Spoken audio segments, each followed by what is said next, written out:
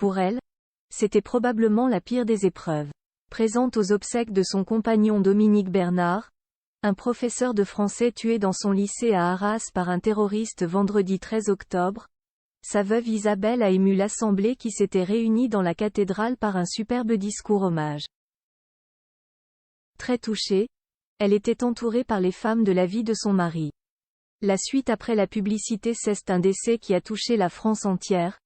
Pour la deuxième fois en 3 ans, un terroriste a assassiné un professeur dans l'enceinte de son établissement. Après Samuel Paty, en octobre 2020 à Conflans-Sainte-Honorine, Cest, ce vendredi 13 octobre, Dominique Bernard, à Arras, qui a perdu la vie en essayant d'empêcher Mohamed Mogoutchkov, un ancien élève de l'établissement, de tuer des dizaines de gens. Ce jeudi 19 octobre, c'est également à Arras que se déroulaient ses obsèques, en présence d'Emmanuel et Brigitte Macron ainsi que d'autres membres du gouvernement, qui n'ont pas été filmés, comme le voulait la famille. Et c'est le discours de sa veuve, Isabelle, qui a ému l'Assemblée. Elle-même professeure d'anglais, et seule, désormais, avec leurs 3 filles Héloïse, Clélia et Mélisande, elle a tenu à rappeler certains de ses plus beaux souvenirs avec son mari en rappelant ce qu'il aimait et ce qu'il n'aimait pas.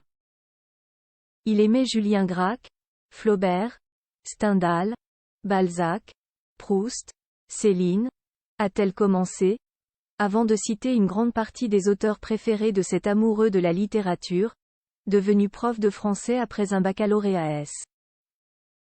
Il aimait la poésie, René Char, Baudelaire, Rimbaud, Mallarmé, Valéry, il aimait la philosophie, il aimait le cinéma, Truffaut, Ford, Orson Welles. Il aimait le baroque, Ozu, Miyazaki, Kurosawa, Almodovar, Fellini, Visconti.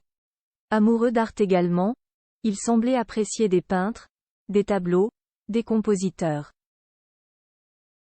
Il aimait l'italien, la Toscane, le Titien, Véronèse, le Caravage, Shakespeare, Racine, Beckett, Van Gogh, Picasso, Vermeer, Matisse, Gauguin, Manet, a-t-elle résumé, citant également Bach, Beethoven, Haydn.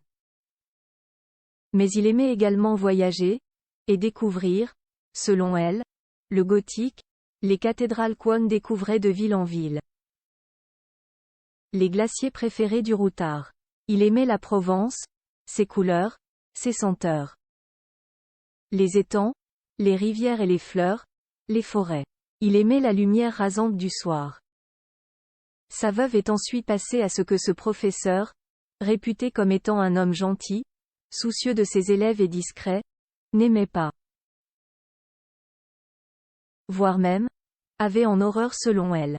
Il n'aimait pas la foule, ni les honneurs, les cérémonies qu'il avait en horreur. Il n'aimait pas le bruit et la fureur du monde, a-t-elle résumé. Serait-ce la raison pour laquelle la famille a refusé que soient filmés les membres du gouvernement et le couple présidentiel? En tout cas, la cérémonie a été suivie par des dizaines de personnes, qui, bravant la pluie, étaient venues lui rendre un dernier hommage.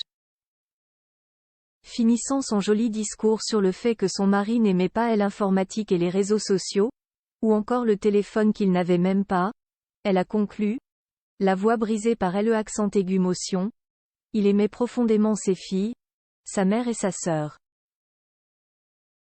Nous nous aimions. En larmes, elle est ensuite retournée s'asseoir pour laisser la place à ses filles. Un moment plein d'émotion. La suite après la publicité.